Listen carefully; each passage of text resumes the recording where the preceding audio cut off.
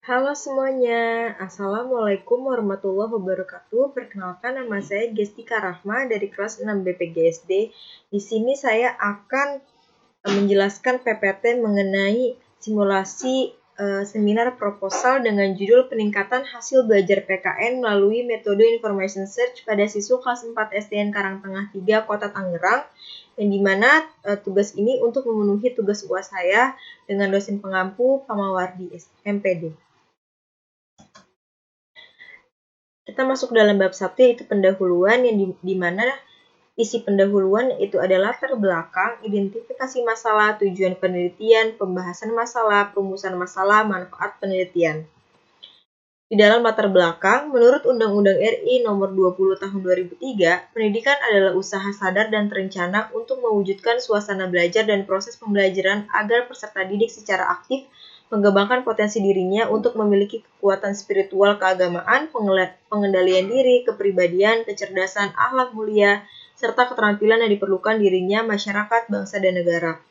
Berdasarkan data yang tercantum dalam daftar nilai siswa tahun 2016 sampai 2017, pada mata pelajaran PKN di SDN Karangtengah 3 Kota Tangerang, pada semester 1 nilai rata-rata UTS siswa yang memenuhi nilai KKM hanya 40%, atau sekitar 16 siswa dari 40 siswa. KKM pada pelajaran PKN adalah 75. Hal ini menunjukkan bahwa hasil belajar PKN di kelas 4 cenderung rendah. Maka penulis akan mengandalkan penelitian dengan judul Upaya Peningkatan Hasil Belajar tentang Globalisasi melalui penggunaan metode pembelajaran Information Search pada siswa kelas 4 SDN Karangtengah 3 Kota Tangerang. Lalu yang B, ada identifikasi masalah, di mana isinya yang pertama, pembelajaran masih berpusat pada guru sehingga membuat siswa menjadi pasif di dalam kegiatan pembelajaran. Yang kedua, metode pembelajaran belum bervariasi karena kekurangannya pemahaman guru terhadap penggunaan strategi pembelajaran aktif. Yang ketiga yaitu pembelajaran terkesan monoton yang mengarah pada informasi yang disampaikan oleh guru. Yang keempat, pendayagunaan sumber belajar yang belum optimal untuk menyampaikan materi pelajaran yang cukup luas. Yang kelima, rendahnya hasil belajar pada mata pelajaran PKN sehingga siswa sulit dalam mencapai tujuan belajar atau kompetensi yang harus dicapainya. Lalu di sini ada C, pembahasan masalah, di mana penerapan metode information search pada mata pelajaran PKN materi globalisasi di kelas 4 SDN Karangtengah 3 Kota Tangerang. Yang kedua, peningkatan hasil belajar PKN di kelas 4 SDN Karangtengah 3 Kota Tangerang melalui metode information search. Yang D yaitu perumusan masalah, di mana di dalamnya itu memuat pertanyaan-pertanyaan yang akan dijawab oleh di bab 3. Yang pertama, bagaimana efektivitas penerapan metode information search pada mata pelajaran PKN materi globalisasi di kelas 4 SDN Karangtengah 3 Kota Tangerang. Yang kedua, bagaimana upaya meningkatkan hasil belajar PKN di kelas 4 SDN Karangtengah 3 Kota Tangerang melalui metode information search. Di sini ada manfaat penelitian. Di dalamnya ada dua, yaitu teoritis dan praktis. Teoritis, penelitian ini diperluas pada pembelajaran lain dengan menggunakan metode information search terhadap faktor-faktor penyebab timbulnya masalah yang telah teridentifikasi. Lalu praktis, yaitu manfaat bagi siswa dapat menumbuhkan motivasi belajar. Yang kedua, bagi guru dapat mengetahui strategi pembelajaran bervariasi. Lalu yang ketiga, bagi kepala sekolah dapat membuat program pelatihan untuk guru.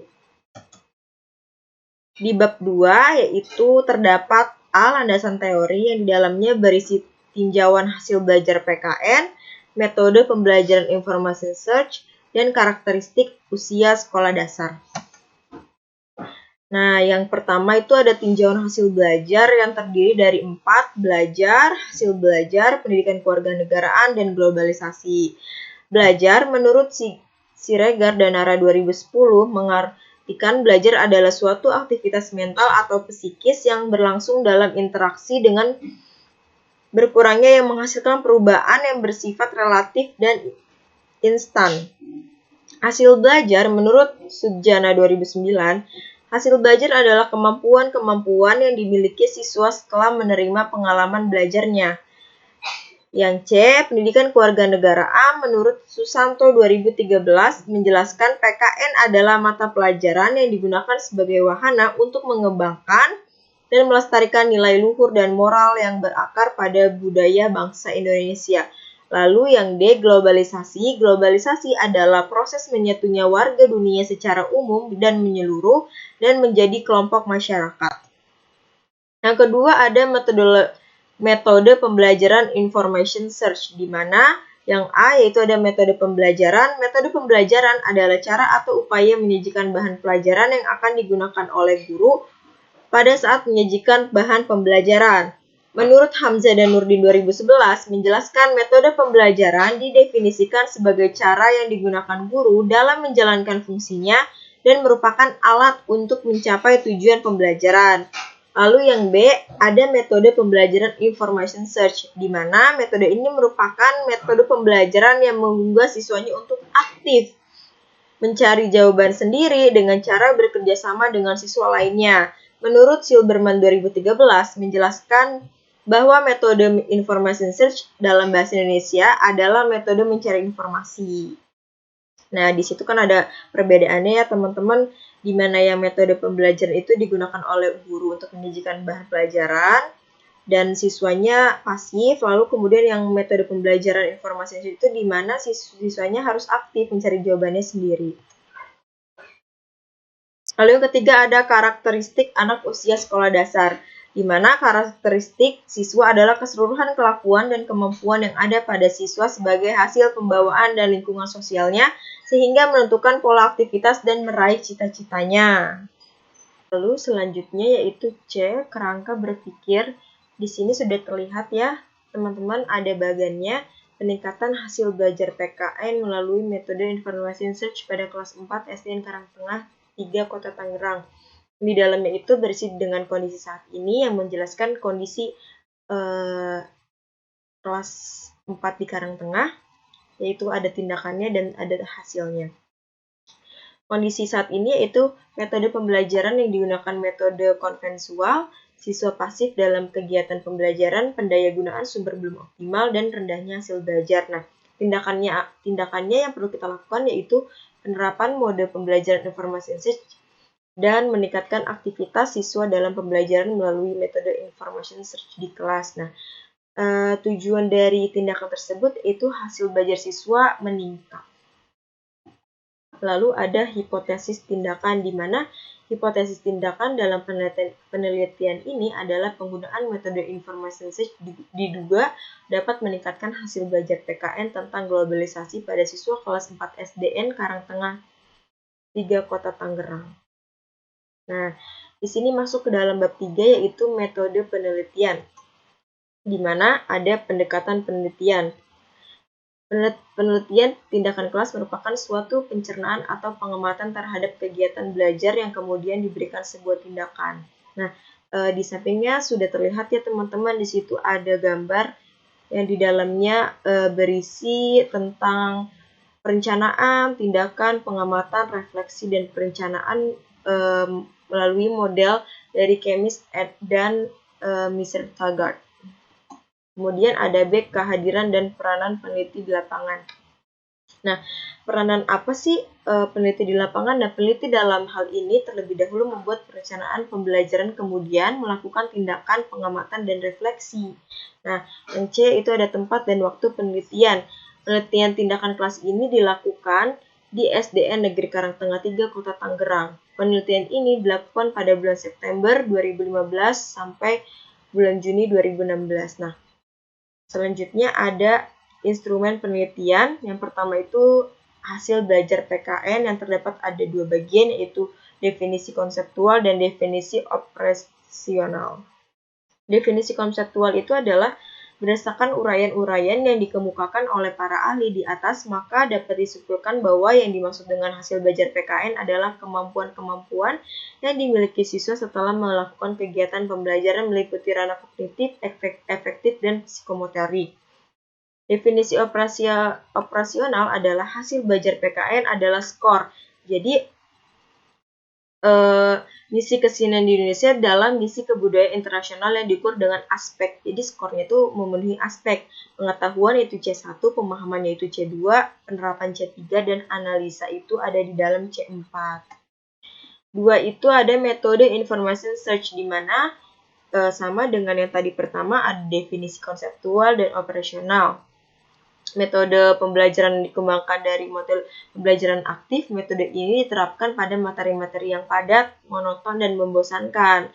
Dan definisi operasional adalah metode information search adalah skor yang diberikan oleh observer setelah mengamati pembelajaran PKN melalui metode information search yang lebih menekankan pada pembelajaran siswa aktif. Terlihat ya teman-teman perbedaannya di dalam konseptual itu siswa pembelajarannya kurang aktif dan membosankan, tapi di dalam operasional itu di mana pembelajaran ini akan diajarkan lebih aktif. Ada indikator keberhasilan. Hasil belajar siswa dikatakan meningkat secara klasikal jika minimal 85% siswa telah memperoleh nilai lebih dari KKM di sekolah yaitu 75 dan tindakan dikategorikan berhasil jika 100% proses pelaksanaan tindakan guru telah sesuai dengan skenario pembelajaran. Yang F yaitu teknik pengumpulan data di mana berisi tes, observasi, dokumentasi, dan catatan lapangan. Yang G adalah teknik analisa data. Nah, teknik analisa data dalam penelitian ini nantinya diolah berdasarkan analisis kualitatif dan kuantitatif. Bisa dilihat ya teman-teman, pertama ada pengumpulan data, penyajian data, reduksi data, kesimpulan. Ada keabsahan data, di mana untuk memperoleh penyajian data yang akurat maka dibutuhkan pemeriksaan sumber data. Dengan demikian, sumber data itu bisa kita diolah menjadi akurat dengan triangulasi sumber, 2 triangulasi teknik, dan triangulasi waktu. Nah, yang I yaitu desain dan prosedur penelitian. Prosedur penelitian tindakan kelas yang dilaksanakan oleh peneliti terdiri dari 3 siklus, yang mana pada setiap siklus terdiri dari 4 tahapan, yaitu tahap perencanaan, tahap tindakan, tahap observasi, dan tahap refleksi. Prosedur pelaksanaan penelitian dideskripsikan sebagai berikut. Nah, di sini teman-teman ada tahap siklus pertama, siklus kedua, di mana di sini ada rencananya, tindakannya, observasi, dan refleksi. Nah, di sini siklus pertama itu dari rencana yaitu menyusun rencana pembelajaran siklus 1 sesuai kurikulum SD, melakukan analisis standar, peneliti membuat RPP.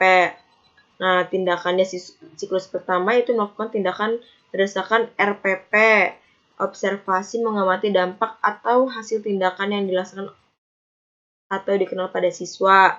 Nah ini direfleksinya menyusun RPP sesuai SK dan kompetensi dasar. Nah, siklus kedua ini lumayan tidak ribet kayak siklus pertama ya, karena sudah terdapat data-data yang sudah terkumpul. Nah, di sini hanya berdasarkan refleksi siklus pertama, peneliti membuat rancangan pada siklus kedua ini, melakukan tindakan sesuai RPP yang dikembangkan dari hasil siklus pertama, mengadakan observasi, dan terakhir melakukan refleksi terhadap pelaksanaan siklus kedua dan menyusun perencanaan pada siklus ketiga. Jadi di dalam siklus pertama yang kita mencari data, lalu dalam siklus kedua ini kita kembangkan. Seperti itu teman-teman.